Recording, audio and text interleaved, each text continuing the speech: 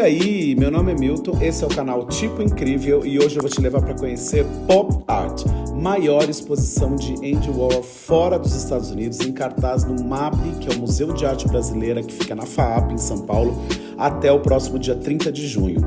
Gente, logo na entrada do prédio já tem essas réplicas das esculturas feitas por Aleijadinho em pedra-sabão, os profetas. Incrível, né? Sem contar com esse vitral que tem ali no saguão, ó, maravilhoso. E por que falar de uma exposição no canal de viagens? Porque todas as vezes que eu viajo, meu roteiro tem museu na programação. Então, não poderia ser diferente, ainda mais morando numa cidade como São Paulo, que tem essa infinidade de museus. É uma oportunidade de viajar no trabalho desse que foi o principal ícone da pop art, esse movimento cultural e artístico que marcou uma época.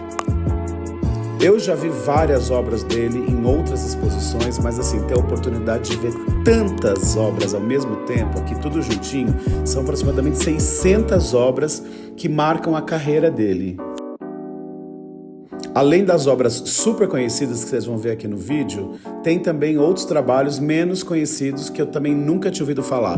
Aliás, o meu objetivo aqui não é dar uma aula de arte, é só compartilhar, porque muitas pessoas não têm oportunidade de vir a São Paulo até o término dessa exposição.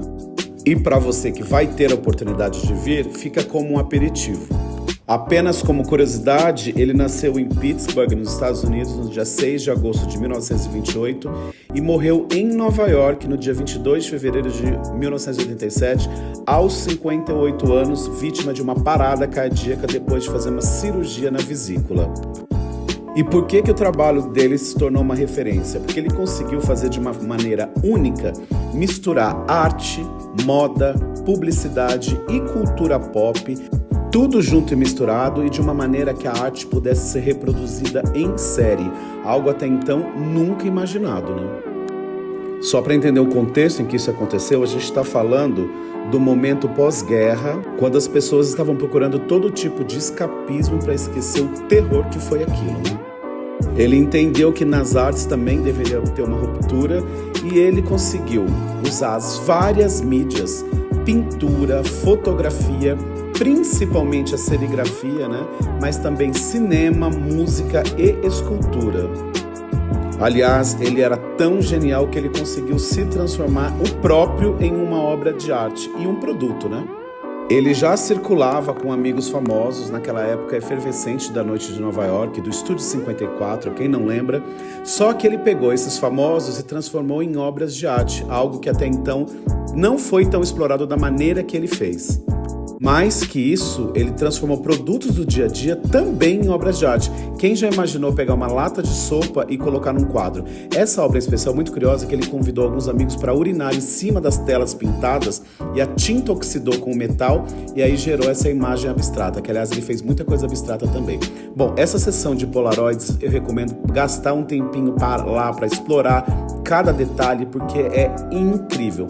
Tem essas imagens deles se montando como drag queen, mas também tem todos esses amigos que eu falei aqui, que inclusive essas fotos serviam como base para o que ele futuramente, olha a Divine ali, futuramente transformava isso num acetato, fazia as interferências, o tratamento de Photoshop dele ali, ó, na mão, coloria e isso ia para a serigrafia. Olha o Pelé, quem sabia que o Pelé foi amigo também de Andy Warhol e retratado por ele.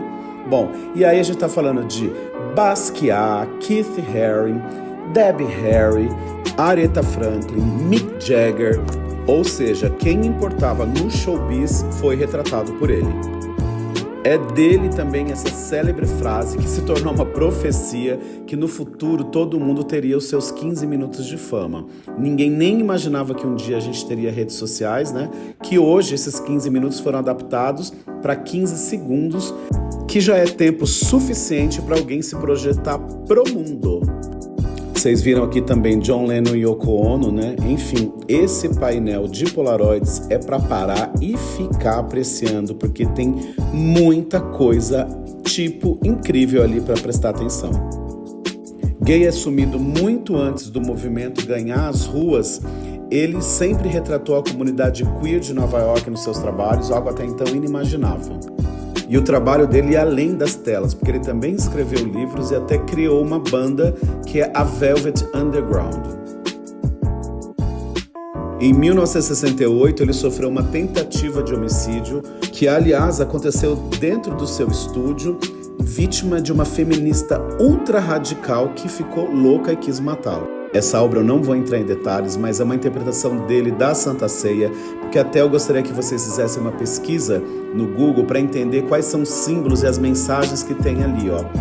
Ela foi exposta em Milão, foi uma polêmica, e logo que ele voltou dessa exposição, aí que ele começou a ter um problema de saúde e veio a falecer. Ele também foi o criador da revista Interview, que aliás foi a primeira revista que eu assinei, era aqui no Brasil, já muito tempo depois, claro, né? A revista ainda existe, mas claro, hoje bem diferente do que ela já foi, né? Olha aí o rei do pop na capa da Time com uma ilustração feita por ele.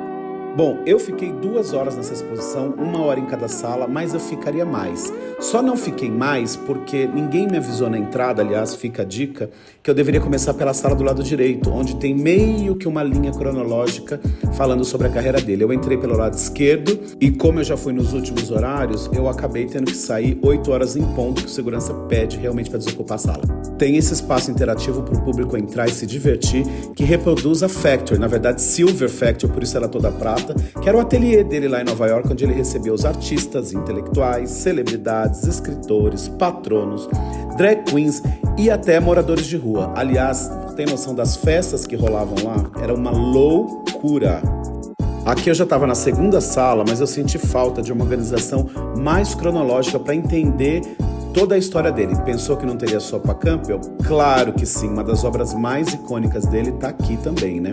Ele começou a carreira dele como ilustrador, trabalhou para algumas marcas e revistas e talvez tenha sido aí que ele entendeu que um objeto poderia ser transformado numa obra de arte. Mas foi só no final dos anos 50 que ele começou a expor e se consagrou como um dos maiores artistas de todos os tempos. Aliás, ele usou a serigrafia, dá uma olhada nessa série de camuflados. Ele fazia as variações de cores, ó, e ele conseguiu transformar uma simples estampa em obra de arte, né? Que inclusive elas podem continuar sendo reproduzidas hoje sob os cuidados da Fundação Andy Warhol. Damien Hirst tem uma obra que deve ter sido inspirada aqui, ó, que lembra bastante essas borboletas agrupadas, hein? Nem só de polêmica era o seu trabalho. Olha que inocente, esse cartão de Natal, aliás, uma série natalina toda feita em parceria com a Tiffany. Aqui um painel que na verdade virou uma instalação para Dior como um display com os perfumes da marca. Eu sei que nem todo mundo tem essa disposição, mas uma dica que eu dou é leiam as legendas, porque tem muitas informações legais sobre cada obra e sobre a carreira dela nas legendas. Agora começa uma parte que eu particularmente adoro, que é a relação dele com moda, né? Ele foi muito próximo do Halston, que foi também um dos maiores estilistas de todos os tempos. Aliás, a relação com ele foi bem polêmica por conta dele ter se envolvido com um namorado dele, que eu vou mostrar logo à frente ali, ó. E as obras não são só super coloridas, essa, por exemplo, de fundo prata.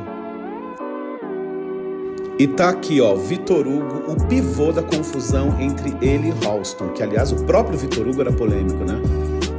E tem Jack O, tem Elizabeth Taylor, claro que vai ter Marilyn também, aguenta até o final, vou deixar você assistindo esse finalzinho da exposição, que fica até 30 de junho aqui no MAB, na FAAP. Espero que vocês tenham gostado, se inscrevam no canal, deixa seu like, faz o comentário, compartilha, ativa as notificações, porque assim o YouTube vai entender seu interesse pelo conteúdo e ajudar a distribuir para mais pessoas. Muito obrigado e até o próximo vídeo.